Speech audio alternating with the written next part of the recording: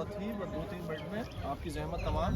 یہ جس مقام پہ ہم تشریف فرما ہیں اسے قدم گاہ کہتے ہیں.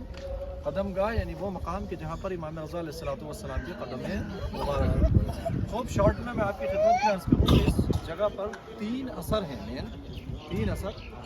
سب سے پہلا اثر امام رضا علیہ السلام کو جب سن 200 ہجری میں مامون نے بلایا ہے تو اسی راستے کا انتخاب کیا گیا، اسی راستے سے امام رضا علیہ السلام کو گزارا گیا. جب یہاں پر امام رضا علیہ السلام پہنچتے ہیں نماز ظہر کا وقت ہو جاتا ہے، وہ کافی جمع تھے. آپ سے کہا کہ حضور نماز کا وقت ہو گیا، اور ظاہر سی بات ہے آپ لوگوں کو معلوم ہے کہ نماز کے لیے کس چیز کی ضرورت ہے؟ وضو کی ضرورت ہے. وضو کے لیے پانی کی ضرورت ہے. یہاں پر یہ جنگل بیابان پانی نہیں تھا. کہا حضور وضو کیسے کیا جائے، پانی نہیں ہے؟ کہ نہیں، پانی موجود ہے. صحیح ہے. لہٰذا آپ محمل سے اترے، محمل سے اترنے کے بعد آپ نے اپنے دستے مبارک سے تھوڑی سی خاک ہٹائی، یہ چشمہ جاری ہو گیا.